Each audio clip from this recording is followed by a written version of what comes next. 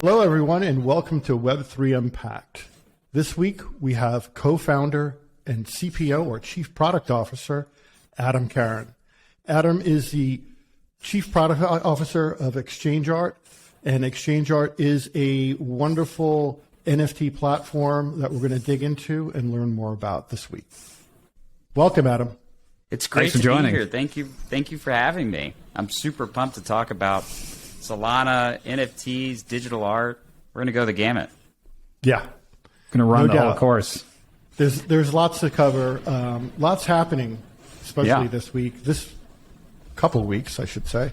And why don't you kind of give us a little bit of an overview of Exchange Art and how the platform works and kind of why you guys decided to jump into that? So I guess maybe so Exchange Art is the leading fine art marketplace on Solana. We help artists put their digital art onto the blockchain. We're on Solana, and we help them do primary sales, and we also allow the collectors to do secondary sales. We help collectors find the art that they're passionate about collecting, and that's really what Exchange Art is. It's from the time the artist wants to put that art on the blockchain to sell, to actually selling it, to the collector trying to figure out what they're passionate about and enjoy collecting. And then once the collector is like, hey, I think that there's an opportunity to make some money, we also facilitate the ability for them to resell the art on our secondary market. Interesting. So maybe you can explain the secondary market, because to me, I personally am on Foundation. Foundation doesn't have anything like that. And you have to sling to OpenSea for secondary markets. How does that work with you guys? This is super interesting. So, Alex, myself, Tibby, Horia, and Andre actually started the first open NFT marketplace on Solana. It was called Digital Eyes. And so we came from a digital collectibles market. So in like 45 days of not sleeping, we actually had grossed over 150 million in USD gross volume. And then we had left due to complications and vision directions with the previous founder, and we started Exchange Art. And we noticed a huge gap in the marketplace on Solana. We're like, where is the digital art? Right? There's a ton of collectible marketplaces, but where is the digital art? It just wasn't there. There's only about $200,000 in gross volume in the trailing 12 months. And so over the course from October 31st to actually our recent anniversary, we actually increased that from 200,000 in gross volume to over 13 million in gross volume. So massive growth, and we've helped over 8,000 artists make a living. Over 25 artists are making over 10,000 USD per month, and that is with the current prices, right, of Solana. So we're really, really proud of the amount of people that are making a living from our platform. And over 50 artists are making over 5,000, and over 150 artists are making over $1,000 US dollars. And we have artists from around the world, places like Indonesia, Africa, everywhere. And so it's really amazing to see how we're changing people's life around the world. Yeah, it is a fascinating, dynamic, fast-moving world.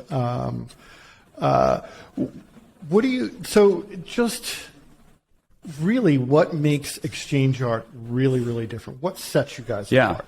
So, I would say, one, we are the first open and inclusive and focused fine art marketplace. So, when I look back, I started on Ethereum doing a lot of DeFi, but as I was looking at the NFT marketplace, there was really like two options. You could go to OpenSea, which was really primarily, it's very PFP heavy, right? That's a lot of the volume.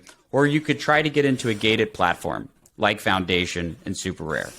So I was like, well, that doesn't make a ton of sense, because if you're not able to get into the platform, you can't make a living.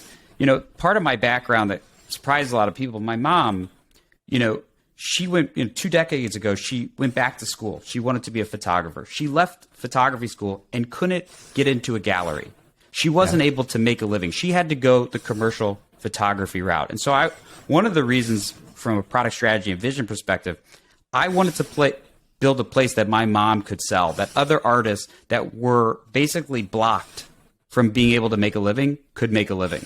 And what we also wanted to create a place that collectors knew they could go, not only to buy, but also resell.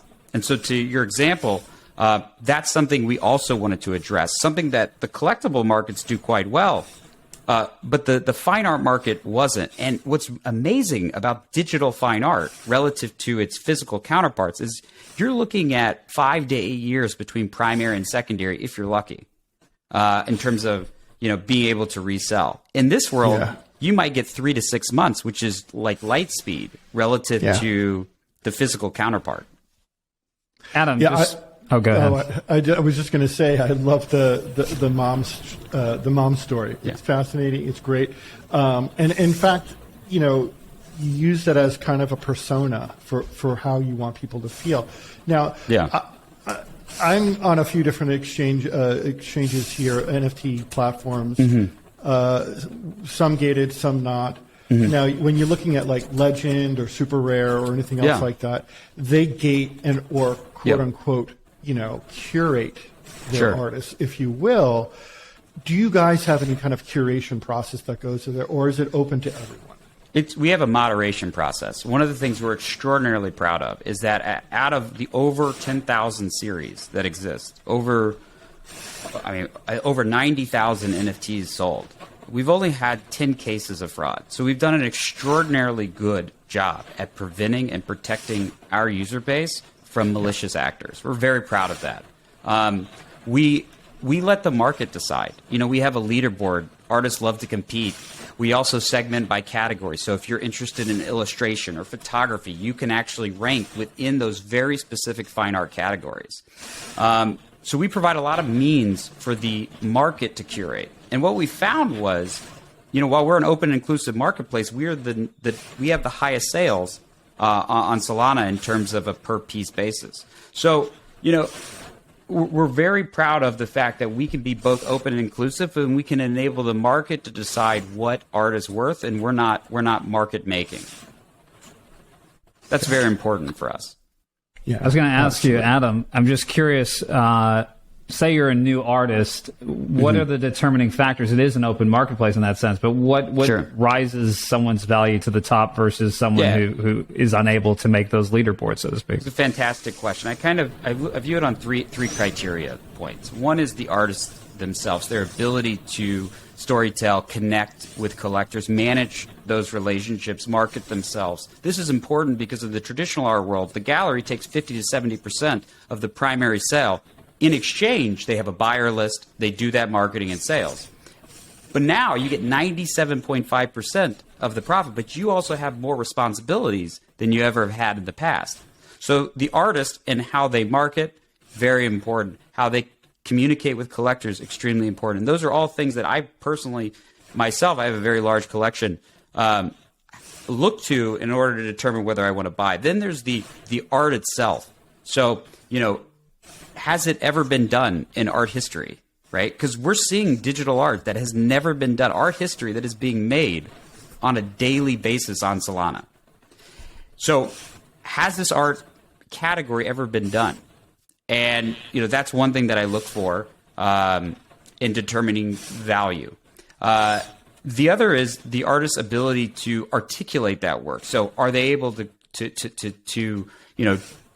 tweet it out? Are they able to write blog posts about it? Are they able to articulate their work? So it's the uniqueness of the art, the artist itself and their persona and how they go to market, and then their ability to articulate that work. Those are the three parameters that I primarily look for to determine whether I want to purchase an artist or not. Yeah, but those are also the parameters to think about if you're an artist. Yeah, right. All good points. And community is everything, right? As we're learning, everything's coming back to community. How do you, you touched a little bit on it just now, but how do you manage the community? And is everything done on the platform, or are you offshooting people? Maybe there's membership NFTs to your Discord server or something like that. How are you managing the whole dialogue?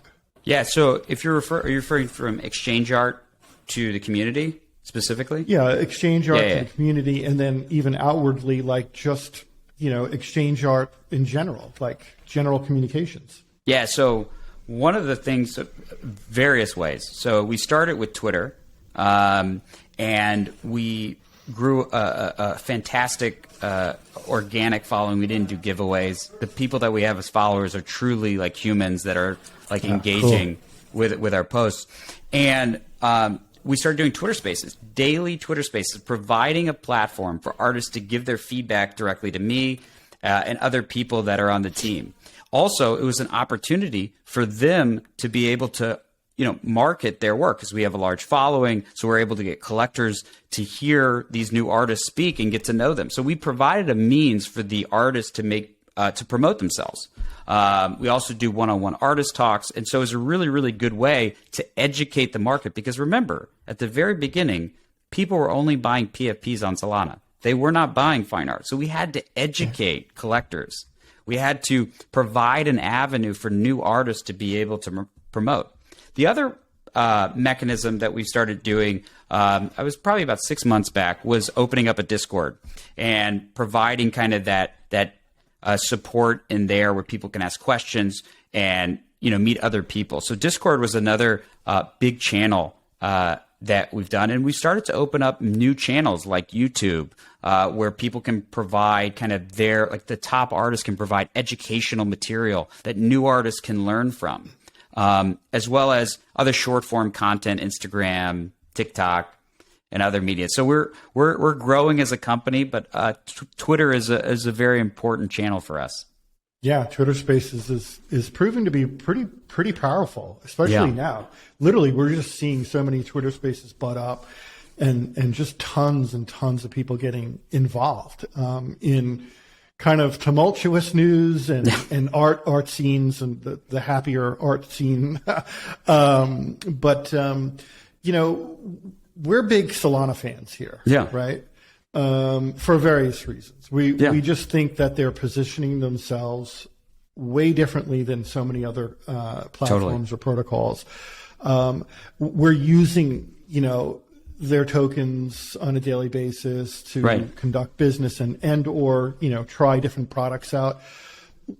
What led? Because what people don't realize is there's so many decisions to be made when creating a platform like Exchange Art. What made you guys gravitate towards Solana? Yeah, no, it's a really good question. I mean, I want to transform the art world, and that means that it has to be accessible, right? Because, if you just look at the top 10, one of the things I'm super proud of, the top 10 selling artists, the number one selling artist is an Asian man. There's multiple women in the top 10. There's multiple people of various ethnicities. And in the art world, traditionally, if you were a person of color, you were neglected. You were it's a really sad part about the art world's history. If you were a female, you were oftentimes neglected. And so I'm very proud of the fact that Solana's accessibility has enabled our vision of being open and inclusive. And it reflects on the top sellers, right? And so that's really, really important, is this accessibility.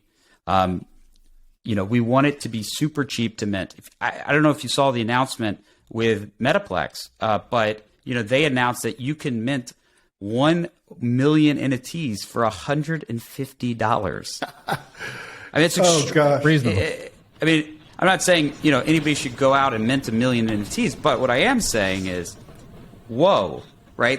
Think about how much it costs now to put an NFT onto the blockchain, or a digital asset onto the blockchain.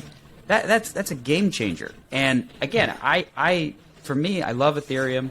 I got my whole start on Ethereum with DeFi, but then when it got with the NFT gas wars that were going on, it just made ETH less fun for me because it started to take away from my gains. And so I was just looking for a blockchain that was what is the thing that's going to onboard the next 100 million people?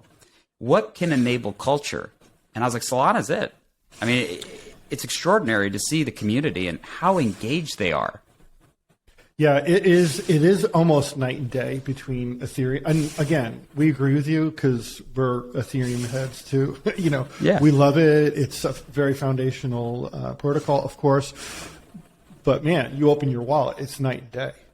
I mean, you use Phantom if you look at Phantom, right? It's just Phantom alone. Yeah, we got literally onboarded to Phantom Wallet in the Solana store in New York City. And it was fun. It was a great experience. It worked well. The wallet's really light, nice. It's great. Coinbase Pay, right? Yeah. I don't know if you saw this. Coinbase Pay. It's got a fiat on ramp right into the Phantom mobile app. I mean, it's amazing. And again, when we think about normal people and trying to get them into a non-custodial wallet, as an example, those kinds of little things they add up, right? Yeah, they definitely absolutely. Add up. Tons of features and functionality, but they're really taking a physical and digital approach to onboarding. And kudos. Definitely. Yeah, Vibe is great from Solana Spaces. I mean, those are just outstanding experiences. If you haven't checked one out, you should definitely do it. Absolutely. Yeah, there was so much fun to see in person. That sort of fusion of the two. Something I'm just curious about when we talk about fine art and as distinct from other forms of art, and then when we look at how much art is being generated now. Yeah. You were talking about how much easier it's becoming for people to mint. How do we evaluate where something has value anymore? Like, how do we really make that determination? And do you see an explosion of art altering that landscape? Yeah, no, it's a really fascinating question. So first, I think it's important to understand that the current landscape of NFTs is going to evolve over time. NFTs are like enterprise tech for cloud, right? Like the concept of the cloud. It's such a huge area. And right now that market is digital collectibles and digital art. And one of the ways the easiest way to kind of separate a digital collectible from digital art is rarity. Everything that is a one of one is rare, right? But with a collectible, like a Pokemon card or a trading card, right? Rarity is what provides the fundamental value. When you look at exchange art, a lot of the artists, they have transparent price history. That price history oftentimes was formed through buy now sells or even more so auctions. And so auctions are a public way to find the price, right? You have multiple people that are passionate about the art and they're willing to pay the money for it. And then you ultimately see price history increase for the top artists. So it's a very, very organic, natural way. It's all about buyer demand. And that's how value is determined. It's determined by a free market. So in these auctions, and maybe this is my own naivety, so there's the distinction is that fine art would be more individual pieces or more frequently individual pieces versus a collection where there's not infinite, but potentially infinite variations of the same piece? Yeah, I mean, so the way that they're minted is just entirely different, for example. So one is, done through you might have 10,000 pieces and you click a mint button and then you're getting one pre-configured asset from the minter. With one of one, they're literally going and preparing the asset one by one, listing it one by one. It's a very, very different buy flow for the user. And the production process is entirely different as well. Again, rarity isn't what's in mind. It's an artist statement that they're trying to deliver and with the digital asset. So it's the whole mindset is very different. Oftentimes also the collectible market is to raise funds to make a company, whereas the artist is creating art with a very, very different goal in mind, if that makes sense. So the objective of the collectible market is very, very different than the objective of the digital art market. So it's almost like a parallel I see, almost like when you go to MoMA, right, or a fine art gallery, and you have one in Southampton, right? So this idea is that each piece has a narrative behind it, a thought process behind it, something that gives it distinction and value. Yes. What we see in some of the, maybe not, in the Bored Apes and things like that, we're seeing maybe a bit more mass production. Not that that doesn't have merit in its own right, but it's community, but it's right? different. The community is a huge aspect of the collectible market. That community, that like a Bored Ape Yacht community, the CryptoPunks community. I mean, that's what.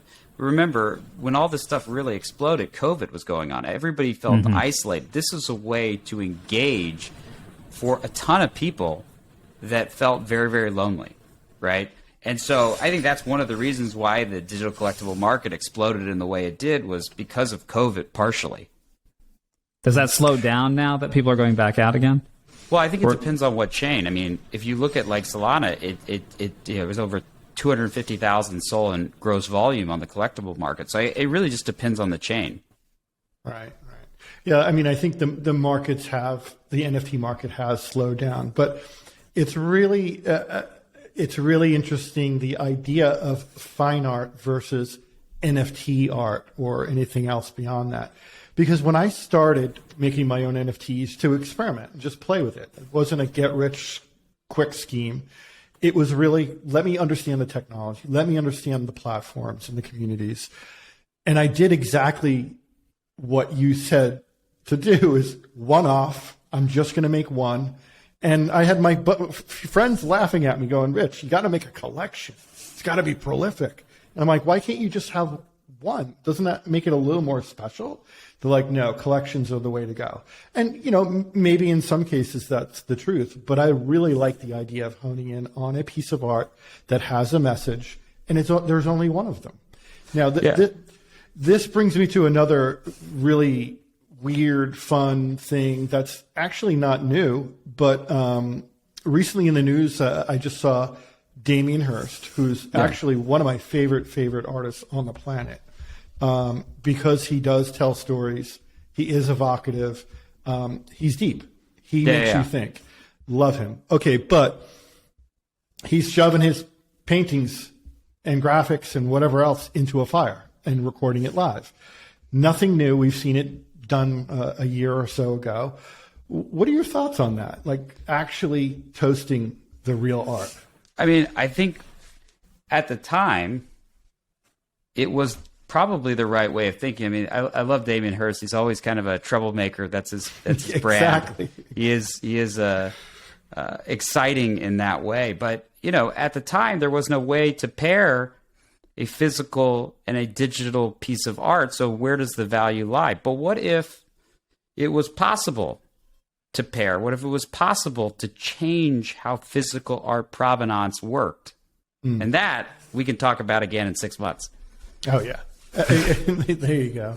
But that's the exciting thing about it, right? Is like, he does a social experiment based on where the technology is. But as we all know, this technology is evolving on a quarterly basis. Absolutely. Yeah. Now, do you feel that the markets are going to pick up and completely change speed? I always equate the NFT world to I lived in Brooklyn for many years, and it was I started hanging out there in the early 90s, and it was really dicey and strange and fun and artistic and musical and everything. Then, the artists move in, and then the neighborhoods slowly start to change a little bit and things get built up. And to me, in the NFT world, the artists are showing us the way, as they usually do, right? Socially and emotionally, however you want to put it, and using technology. But and then it's going to go into the utility-driven NFTs, which we really are starting to understand and develop for ourselves here at ARC. Yeah. How do you see that evolution happening? Yeah, I think it's one that will happen together. I absolutely want the collectible market to succeed, because if they succeed, more users are going to come in, more people will go down the funnel to fine art, right? This is I don't know if you've seen the traditional flow of money. It's like this inverted pyramid, right? Where you have the speculative layer, and then you have the generative, and then you have the one of ones. So I think they're symbiotic. I think that artists are coming in mass. We have over 150 artists per week that join the platform. So there's a huge demand still. And again, it's the promise of being able to be an independent artist, right? Again, the alternative is give a gallery 50 to 70%. That's the market alternative right now. So the switching cost is pretty powerful, right? You can take back your business. You can control your buyer list. You can build your buyer list. So it's very, very compelling for artists. And I only see that growing. We've only been growing quarter over quarter on Solana from an overall soul volume perspective. Every quarter we've grown, and we're going to continue to grow. This month's looking great. Yeah, I mean, when you really look at, I think of NFTs as, yes, they're very artful right now, but I see them as little tiny doors that you can open, you can share, or do whatever you want to do with them. But they're little doorways or portals into a static graphic, animated, a video clip, audio, whatever you want, whatever rich media you want to use. But down the road, I see it as like these portals into opening up maybe virtual worlds, or augmented.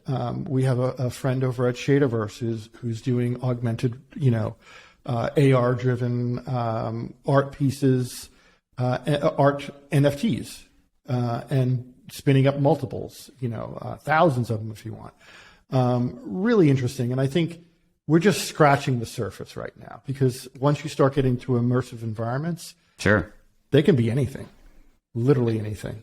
Totally agree with you. I mean, and not even just art related or collectible related. I mean, like titles, right? For real estate, mineral rights, for oil and gas. I mean, like there's endless number of use cases that could apply supply to chain.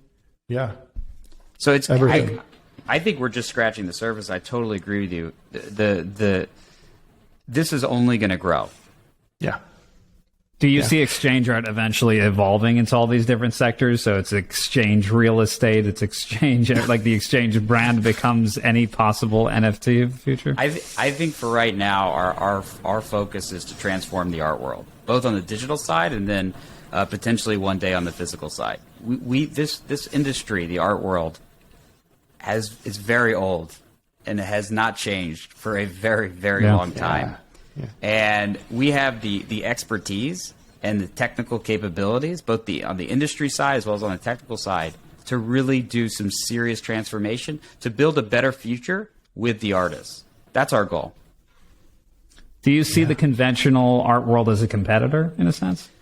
It's super interesting. I have a good friend. His name's Todd Levin. We talk about this a lot. Todd is a major purchaser of art. He's an art advisor. He started the Art Advisor Professional Association, as well as has acquired over $1 billion worth of art. So he's definitely a player in the space. And I think where we've landed as we've had these conversations is in the next 5 to 10 years, the space will converge.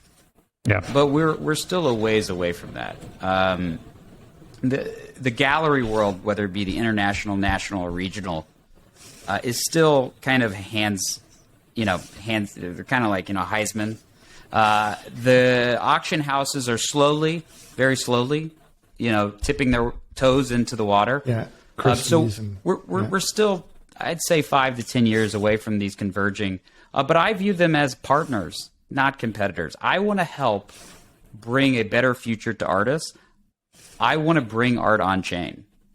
There's a level of it's funny, in the gallery world, there's a level of opaqueness that exists for price, and that creates this kind of interesting pricing paradox. Whereas nobody wants to feel like a sucker, right?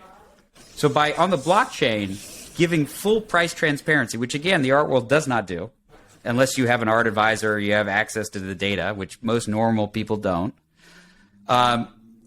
You create this hesitancy. Whereas in the blockchain, people feel comfortable making the purchase because they can see the full price history.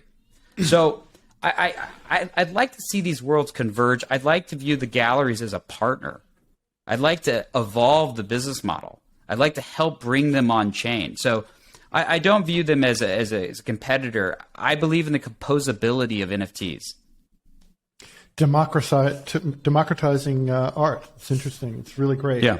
And it feels you can create an air of exclusivity, but it is fair and balanced. Yeah. Truly.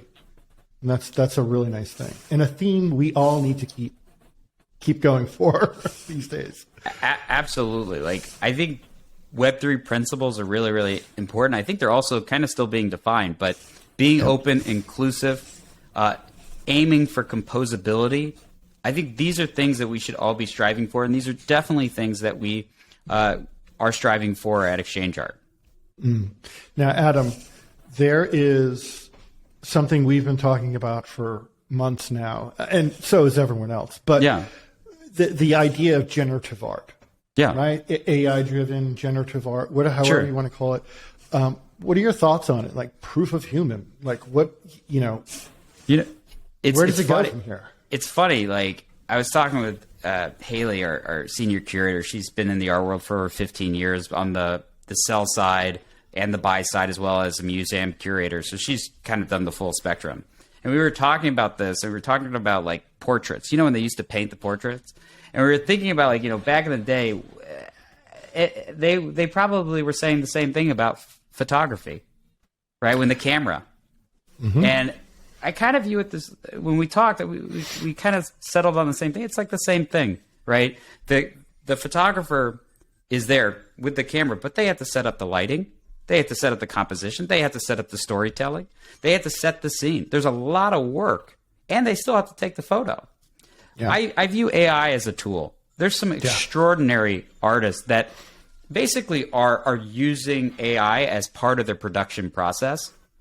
They're not just typing in 3 words and then right. that would be those all end up kind of looking the same too. I've found like you can kind of spot those. Maybe not, but it feels like you can. No, I mean there's definitely a level of truth to that. I mean when you use DALL-E or Midjourney, I mean if you're just typing in the words and that's all you're doing, I don't think the market will respond well. But when you use it as part of your production process, I've seen extraordinary things, and the market has responded extremely well.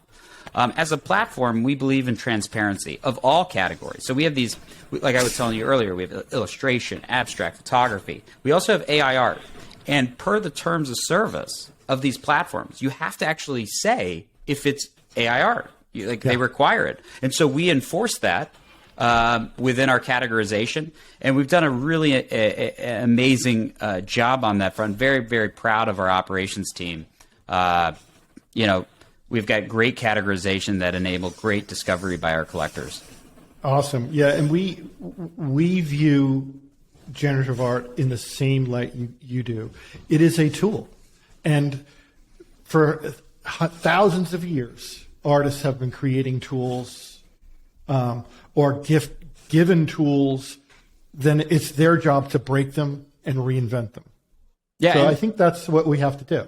On the AI side, we definitely enable artists to be able to sell AI art through our platform.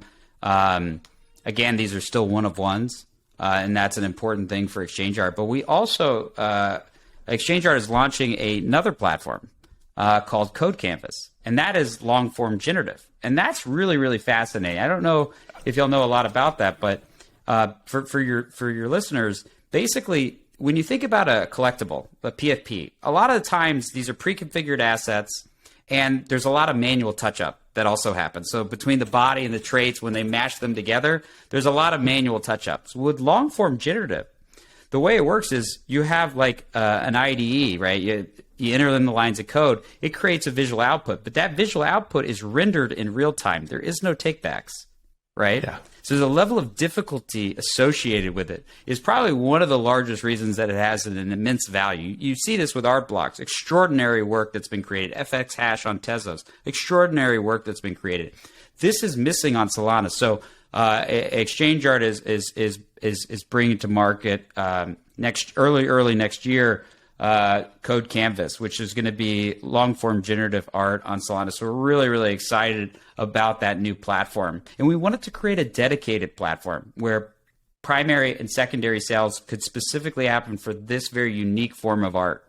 So we're very, very proud of that and excited. Yeah, and just going back to Solana, what I really like about what you're doing and really differentiates you guys from other ones is you truly are partnering with a Solana, the protocol itself.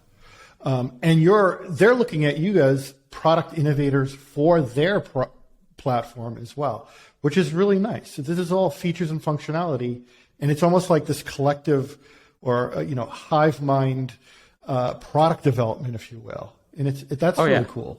Yeah, I mean, the level of responsiveness by Solana Labs is extraordinary. And the open source community that is building these tools that are making development on Solana even better is extraordinary. I left Breakpoint putting aside the FTX stuff, so energized, so excited. I mean, there's just, where do you start, right? Like you have the Google Cloud partnership, extraordinary partnership, very, very big deal. Developers going crazy over that. We're super excited. We use Google Cloud. We're super excited. You've got the Helium, right? The whole telecommunication network of the future moving to Solana. That's a massive deal.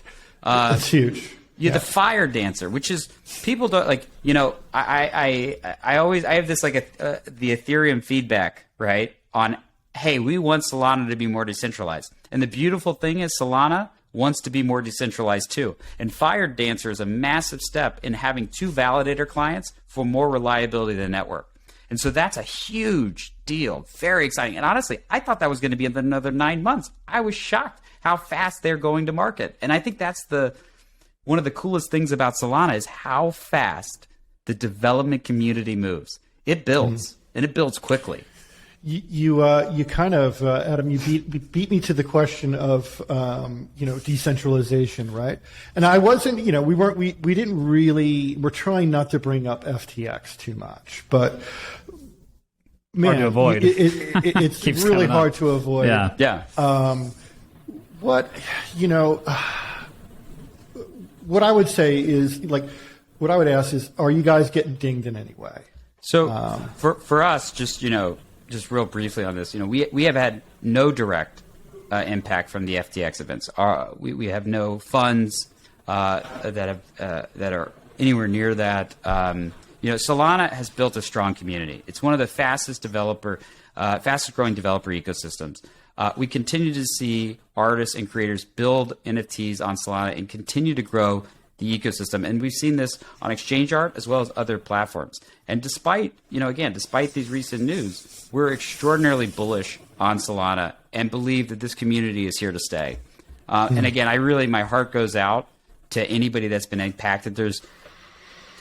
It is extraordinarily terrible. The stories that I've heard, and I feel absolutely awful for those individuals. Yeah, I mean, it's hard to avoid, but one of the narratives that we're pushing is very, very similar to what you guys are saying, or what you're saying. And we want to echo this to our audience. Look at Adam and Exchange Art. There was a huge, cratered, nuclear bomb, if you will, that went off. But guys like these are pushing forward. And that's what we keep saying.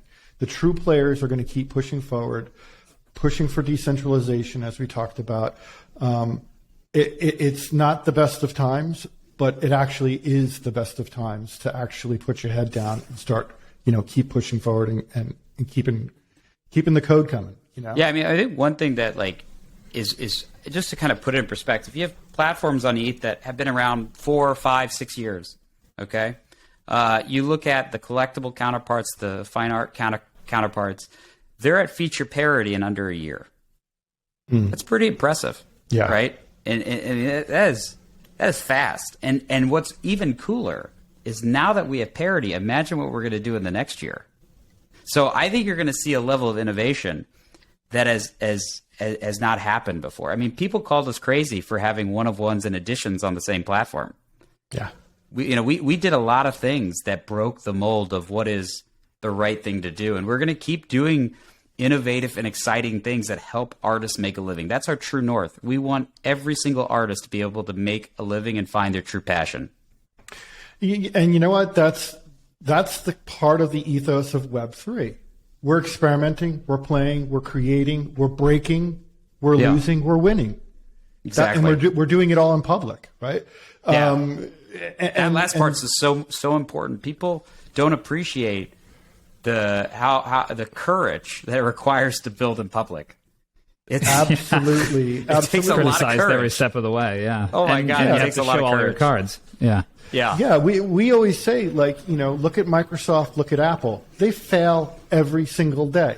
The difference is they do it in their own walled garden. Yes. No one sees the failures. That's right. Sometimes they do. Sometimes they do. Yeah, we're not going to bring that up. We're not going to bring that up. But there's a giant, planet Earth-sized microscope on Web3. But that's okay. Yeah. That's where the honesty comes out. That's where the transparency comes out. And I think it's just a really important thing to bring up. So, when you say you want more artists to be able to make a living, and when you look at the platform right now, like, what's the range like? Is it common for someone to just say, hey, I'm going to quit my day job and now I'm an artist making a reasonable living? Maybe I'm not doing Beeple sales at 50 mil plus, but how realistic is it for someone to be able to engage and actually just do their passion for rent? Yeah, no, it's a great question, and it really depends on where you are in the world. So the cost of living in Indonesia is different than the cost of living in Brooklyn, right? So I think that's one thing. Is like I tell all artists before they jump in, make sure that they have the runway and the cash to actually support themselves to do this full time. You can always do this part time, right? A lot of artists do this part time, and it's changed their life. They've been able to help pay off student debt. They've been able to. One artist was able to help pay for their mother's cancer treatments. So a lot of people, aren't doing it full time yet, but they are doing it part time, and it's helping supplement their costs of living, and that's important too. So I would say what I tell all artists, make sure that you have the runway to be able to do this. Make sure that you, are saving money. I told this to artists 12 months ago that, we're in a bear market. What that means is likely the token price will continue to fall as it has in the past. And a lot of artists did plan. I know one artist was able to put away $25,000 for this moment in time so they could continue to create art. They had prepared for the inevitable crash that happened in crypto. And then the artists that unfortunately didn't plan, some have had to take on another full-time job so that they can pay the rent. And so, bear markets are an opportunity to build, not just for the developers, but also for the artist. Building that brand is really important. You look at Xcopy back in 2018, he was willing to take $40 for one of one. Now that same one of one is millions on resale. Yeah. So, the good news is that artist gets a royalty. Mm-hmm. And that's really, really exciting. And, one of the things that we saw happening as a platform was the royalty were starting to go by the wayside on the collectible market. And so we had created solutions, our royalty protection standard. That the good thing about fine art on Solana is that even if you're selling a piece for, let's say, $300, if that piece one day is worth $1 million, you can get a royalty from it still. And so you can share with the collector on the upside, which is so extraordinarily unique to the blockchain. This doesn't happen in the real world. You get one sell, and that's the primary sell, and you don't get any royalties along the way. Now, an artist can get that, and there are some artists, like John Lee as an example, that have benefited from that. He's sold over $1 million worth of art, and he has absolutely benefited from secondary royalties. I think we'll be talking to John actually in the next month or so. He's fantastic. We love John. We look forward to that for sure. And, this whole discussion is really interesting because for our listeners, some of them are maybe established artists and maybe potentially on exchange art themselves or Legend or Super Rare or whatever they're on. Or they can be completely, newbies. Yeah. And one of the things, even talking to clients and people that want to get into Web3, if we're consulting or building with them, is, building it is one thing. Conceptualizing and building is one thing. But there's care and feeding, and that is the marketing end of things that people tend to forget. Oh, I'm going to make a series of 100 NFTs and make a fortune. Well, do you have a reputation behind you? Have you shown in galleries before? Do people, do people know you? Do they own your art already? Or how prolific are you? And that's even one step. I mean, if you look at Murakami, he's got an army of people behind him promoting and setting up shows. Wildly successful, amazing artist, heck of a cool guy.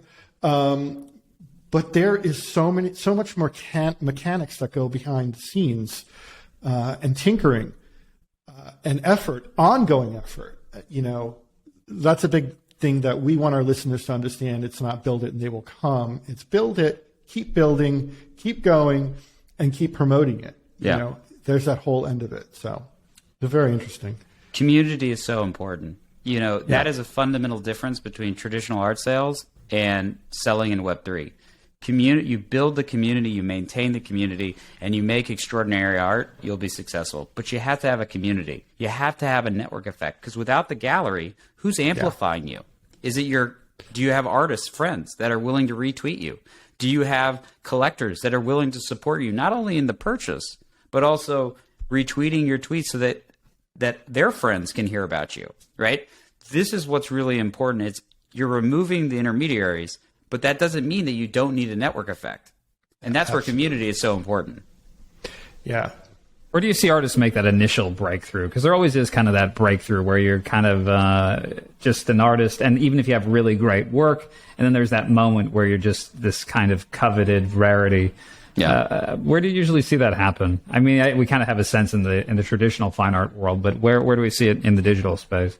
Yeah, I mean, I think it really goes back to working at it, right? Making the great art, building the community. John Lee sold his first piece for 2 Sol. His last piece in that series, I think it was like 22 pieces, sold for 300 Sol on primary.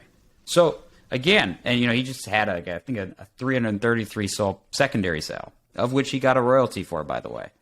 And it's just keep at it, believe in yourself, build the network, help other people succeed. John actually onboards other artists that are amazing, but he's choosing to grow the pie. He doesn't feel like other artists are a competitor. He feels like it's his obligation as a leader in the space to help grow the space and to help mentor artists and make them better. And that mentality, that's the Web3 mentality.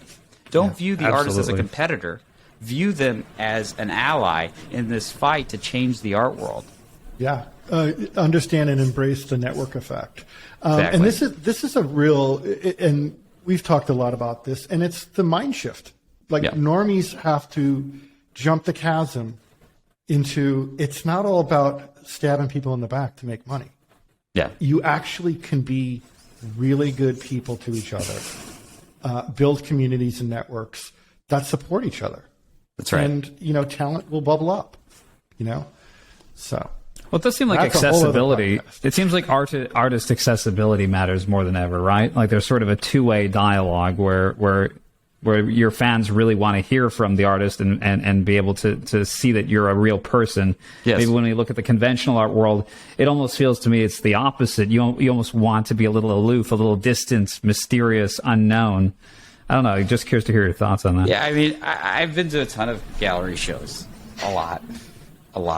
And it's almost like they airdrop the artist into the gallery shows, and they're just like, and it's just like there's not the same presence that you see with artists that are in Web3. Artists in Web3 understand that they got to build a community. They have to be out there, whether it's they're talking on a Twitter space or maybe they don't like talking on a Twitter. That's fine too. They're just tweeting, supporting other artists, DMing in group chats. That's fine too. But they're so used to communicating in a way that I don't think the traditional artist is, because they don't have to. They can rely on the gallery to do the sales and marketing. Yeah. What do you think of Instagram's entrance into now allowing NFTs? Is that a good thing for you, or is it just a neutral? How does that affect you? Yeah. Listen, for me, it's about growing the pie.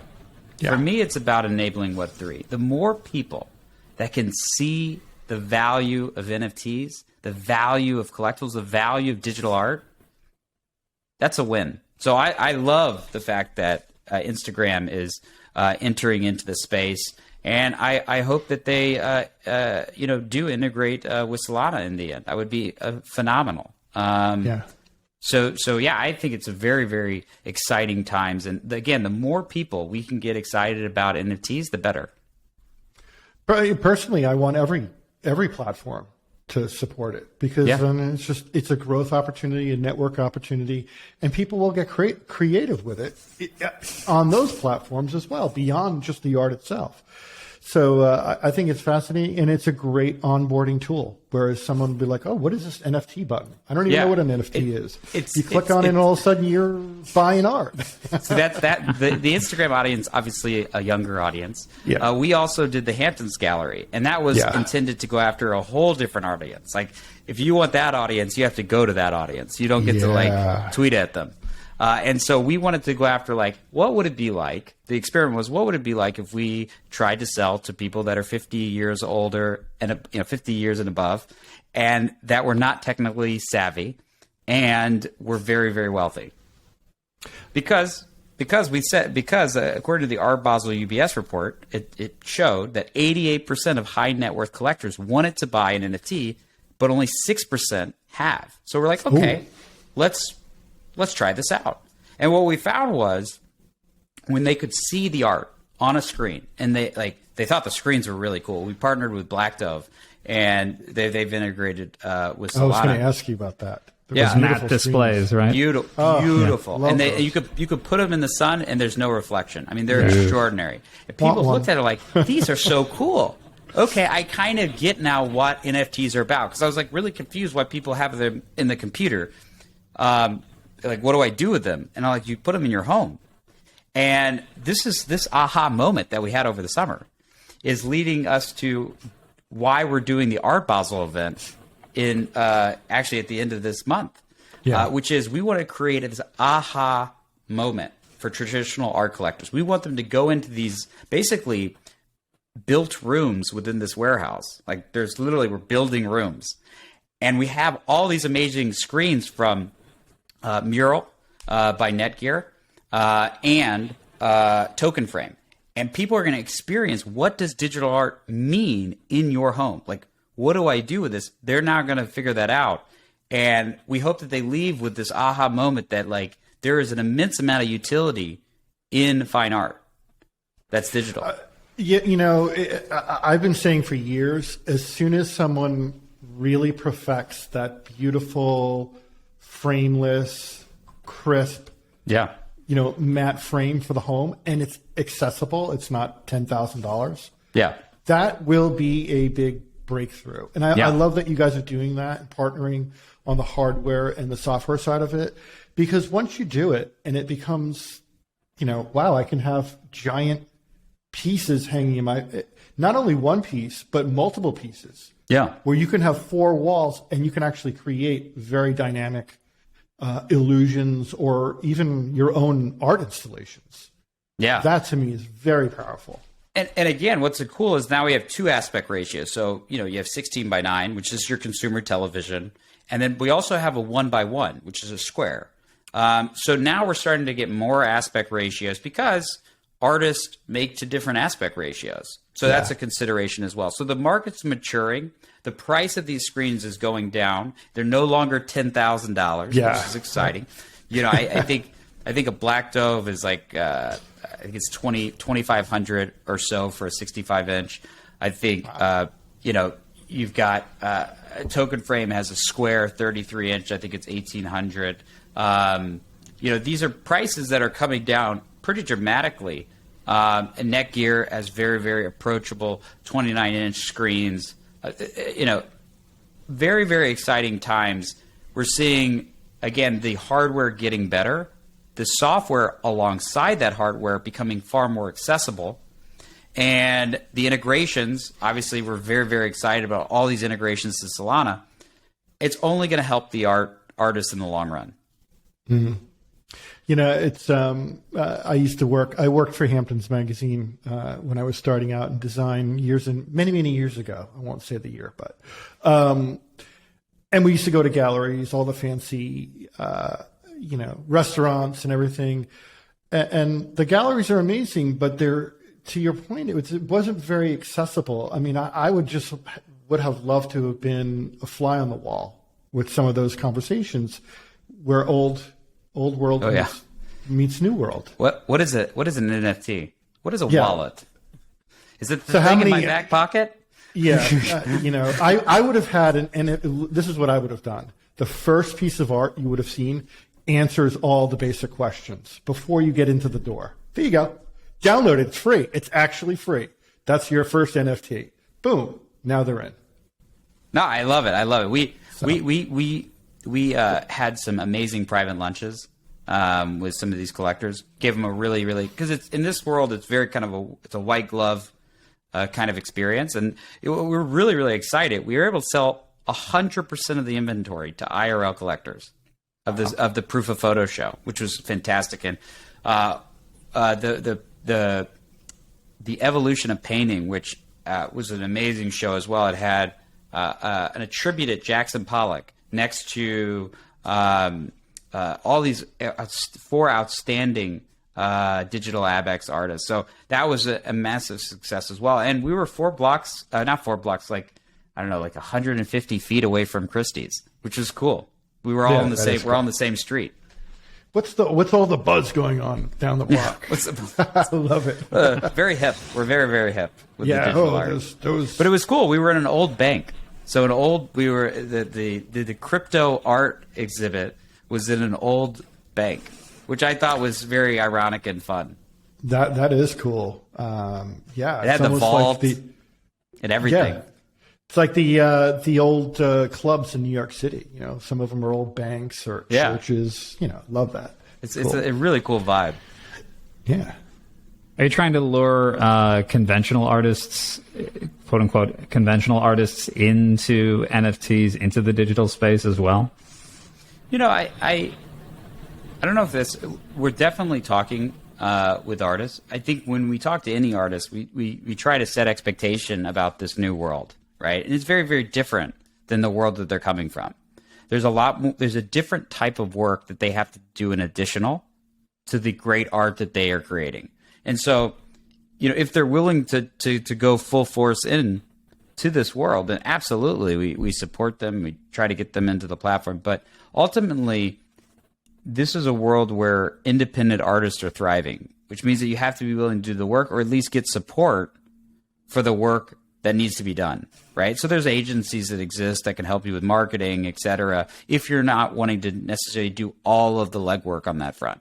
But you have to be willing, somebody's got to be willing to do the marketing and sales. You still have to be present with collectors. That doesn't go away. But there are definitely ways that traditional artists can be successful. But the most successful artists in Web3 have been artists that have put in the work, started from the bottom, and rose through the ranks. Yeah. Adam, any interesting new collaborations you might be able to tease out for us? Anything exciting? I can't announce anything, but we do have some really, really big ones. But I can't announce. Maybe I will give you a break when I'll let you know when I am able to announce them. But there are some really big ones. But I unfortunately can't disclose them at this point. We kind of knew that, but you know what? A guy's got to try, right? So we do have some cool, some product announcements. I'm pretty excited about. We have insane retention. I go into Hotjar, and it's a sample size 86% retained users. It's pretty nuts how and we have no retention mechanism, right? They're just retained because commerce. They know what they have to do. Yeah. Yeah. So we're excited about being able to roll out a whole notification layer, both in application as well as external notifications. That's coming by the end of this month, first week of December. So we're really, really excited about again, continuing to innovate, add new capabilities, help artists improve their average sale price. That's what this is all about. Yeah, really cool. And you've done a really great job of showing us that these platforms just don't have to be, a bid, a buy, and, download. It's more engaging. Yeah. And some of the features, functionality, tools, and actually the external events that you're doing are really exciting, and the collaborations are really exciting. Absolutely. We're just, again, we're as a company, we love experimenting, both in the digital space, obviously with development and stuff, but also in the physical space, continuing to, we've done over 10 hacker houses around the world. We set up the NFT gallery in partnership with Solana across the world. And that's been an amazing, because there's, it's funny, at the last hacker house in Lisbon, there was over 1,000 people that showed up prior to the actual conference to just develop and network. And there was over 40 artists that were actually at that hacker house. These aren't developers, these are artists. And they're networking, awesome. They're talking. And it's like, that's the amazing thing about Solana is there's a insanely large developer community, but there's also an extraordinary and committed artist community that loves, networking and having fun and making amazing art in real life. And so that was really fun to see as well. Great. As we've been talking, I keep kind of sifting through exchange art and looking at a bunch of the pieces, and there's so many cool, wild, weird ones. Are there any that you have any favorites, any that you recommend us take a look at here? You're going to get me in trouble, Matt. You're going to get me in trouble. Favorites here. Yeah, right. No, I mean, one of the artists that I really like, and it's partly because we got our start together. At the very beginning, there was a lot of artists that were doing commission work, right? They were taking people's collectibles, their profile picture, and they were putting their style on it. And I was trying to get these artists, even when I was doing the collectible market back with Digital Eyes, I was trying to get them to create their own series. And this artist, was one of the very, very early artists in the ecosystem, was a self-taught African American artist. And his first piece was called The New Beginning, and it's kind of where we got our start together. So Pinug is an amazing artist. I really love his work. I've been a long time supporter of him. And again, the beautiful thing about Solana, and this cannot be understated, is how many artists that have, whether you're a minority artist, whether you're a female, how many artists have been neglected by the traditional art world, and how this world is providing a better future for them. I mean, again, self-taught artist, and is absolutely doing amazing. And I think that's the beauty of Solana, is like, it is a blockchain of opportunity. So no matter what your path in life, there's a way in now. It's not like you have to just be in the right community or know the right people or fit the right mold for what would get you into the art world. It's open to people from many walks of life now, right? Yeah, and that's one of the most extraordinary things about this. I mean, again, the old art world had very much the patronage model, so you had to know that wealthy billionaire in order to be put up. They buy 40 of your pieces, and then you're off to the races. It's not very equitable to people that might not know a billionaire. Right. So I kind of know one. And by the way, this is for Exchange Art and ARC. It's not financial advice. Yeah, none of this is financial advice. Yeah, always disclaimer. We don't want Adam to accidentally sway the market. No. None of this is financial. Again, there's extraordinary artists across all categories. I love to just browse the leaderboard. I have specific art that I personally enjoy. I love illustration. I love photography. Love abstract art.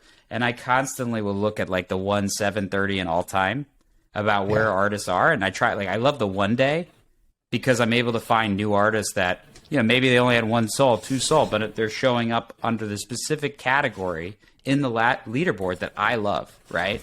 And I see a lot of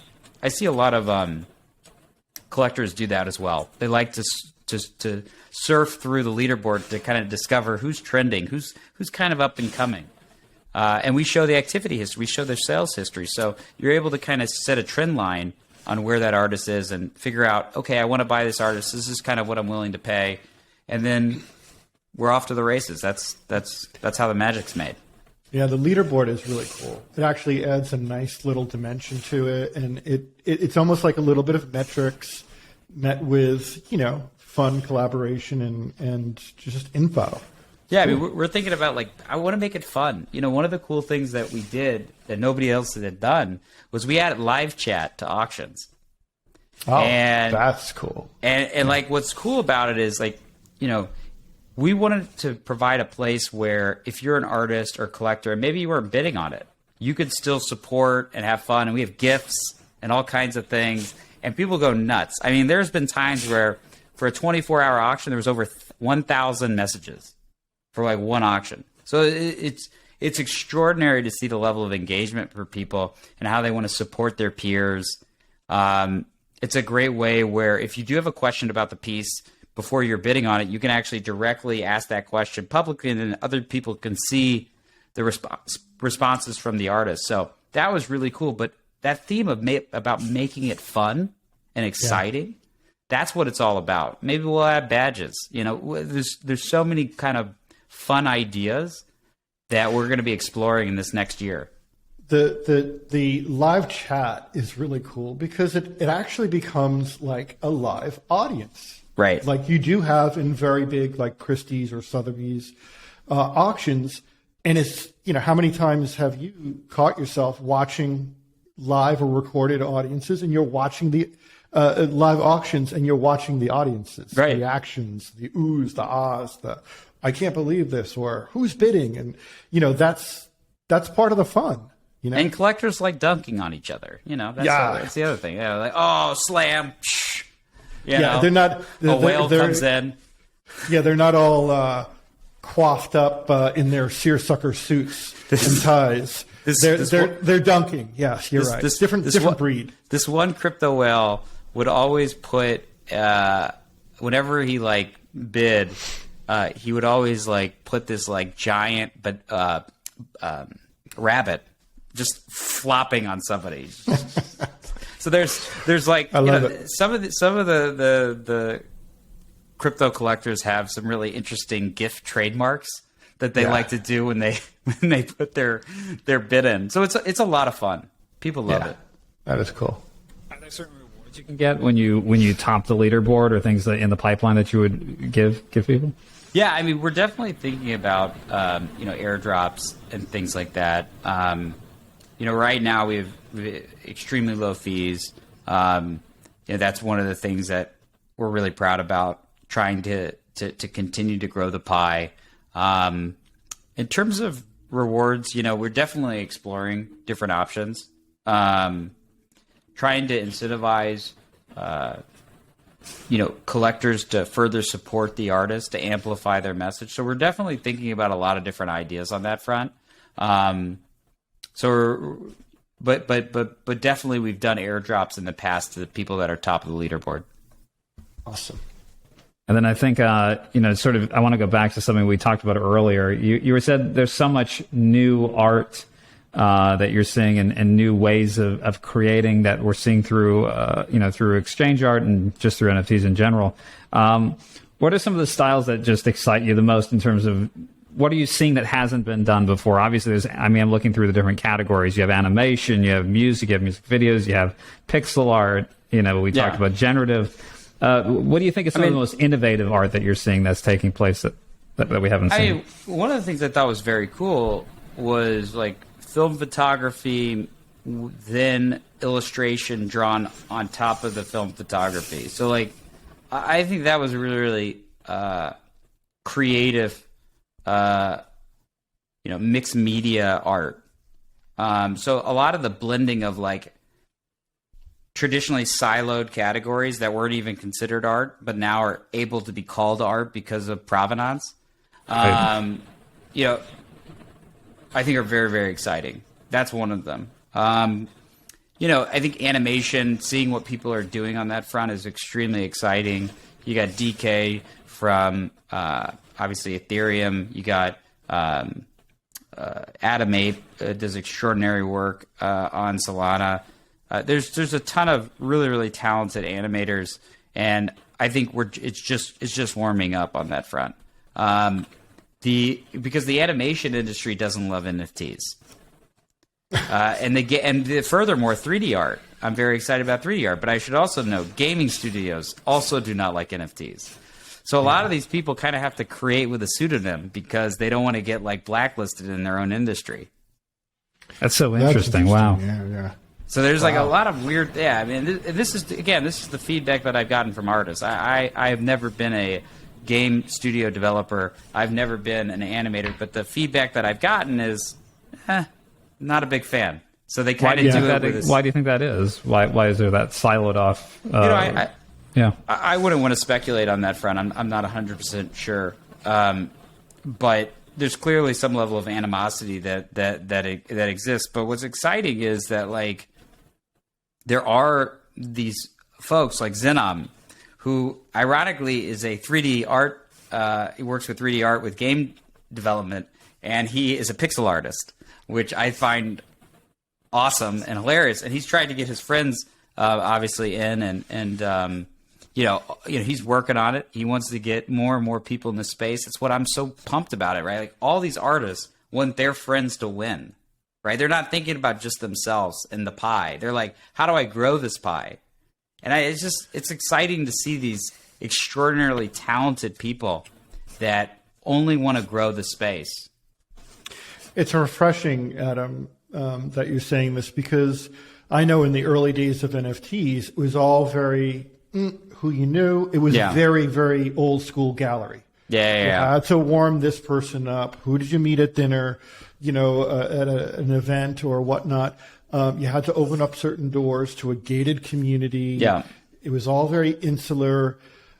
Other artists didn't want you to know kind of the collections they're putting out. But now this sounds so much more open and just more accessible.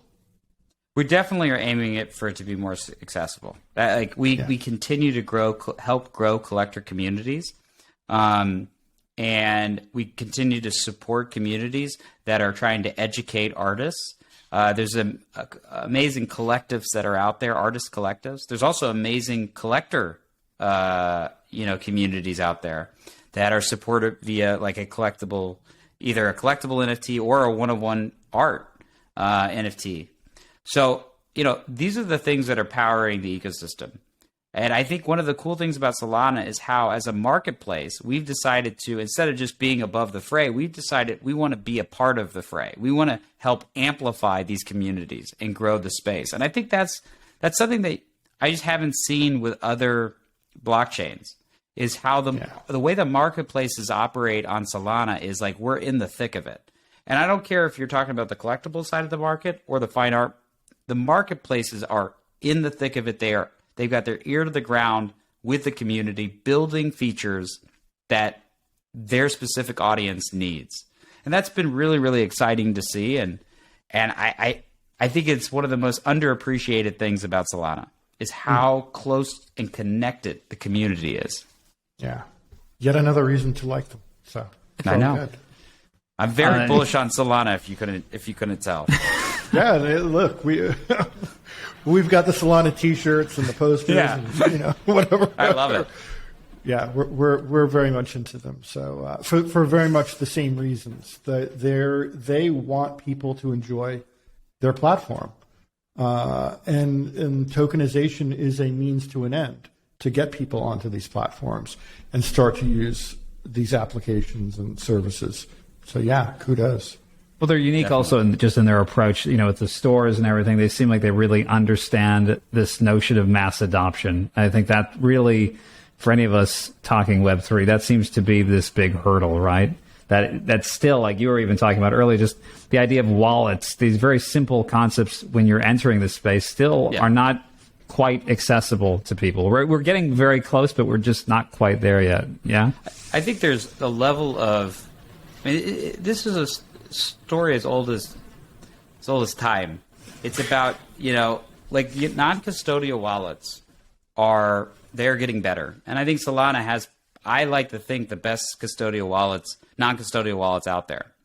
But there are going to be different segments of users, and I think as a blockchain and as builders on the blockchain, we have to be able to service different segments of the market. Some people want a custodial solution. And the segments that we go after, the high net worth collectors, they're different than, let's say, the degen persona or the normal collector. Like the people that are coming from the trad art world, they're used to custodial solutions. They put their art in a free port. Yeah. I mean, like, you know, and so we have to be able to recognize the segments and build solutions to get those people on board. And I think, you know, oftentimes when you have the maxis, you know, and that's not what's going to get mass adoption. What we're going to optimize at Exchange Art is trying to figure out how we can build solutions for different segments of customers. And again, our goal is to transform the art world. And the only way to do that is with people. Yeah. What are the biggest hangups from an artist standpoint and a collector standpoint? Just curious. I think, you know, again, continuing to evolve the platform. You know, I'd love to be able to add more collector management capabilities onto the platform. I want to keep, you know, enabling new forms of discovery on the platform.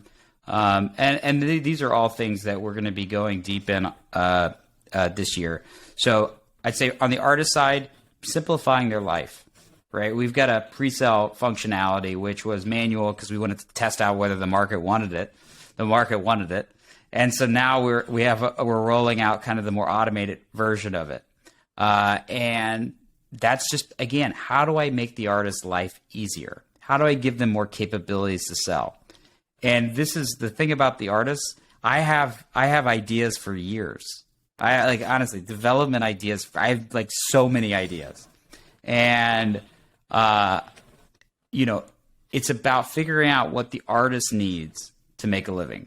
And so that's kind of my central focus on the artist side. On the collector side, it's how do I find the things that are going to make me happy, that are going to build out a better collection in my metaverse gallery, right? Those are the things that we try to support the collector on. Obviously, also new payment methods. I can make this announcement. I think by either tomorrow or Monday, we'll be able to accept pay by ETH. So, nice. You know, new ways. We already support credit card purchases up to $15,000. How do we keep providing new means for people to pay for art? Because people want the flexibility. Sometimes they just want to put it out, get the credit card points. Sometimes I got extra ETH, I want to pay with ETH. Okay, that's fine. You know, we want to provide all the means for people to transact. And that's something on the collector side that we continue to focus on, discovery and means of payment. That's great. And I guess kind of as we wrap up, so what's your biggest advice for people who want to get into this right now? They're new, they're hearing this, they're thinking, oh my gosh, I've got to get my art onto Exchange Art or start getting into the NFT space, or you're a collector who wants to start engaging. What do you recommend? Are there communities you recommend? How should people get started?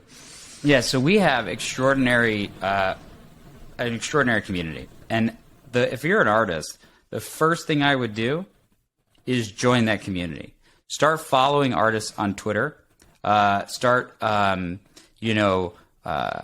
connecting with our Twitter spaces. We host them all the time. On Tuesday, we have an amazing partnership with Pengu Art Collective.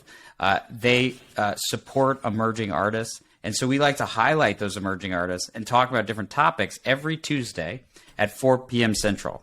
And then on Thursday, we have an amazing show called The Art Weekly.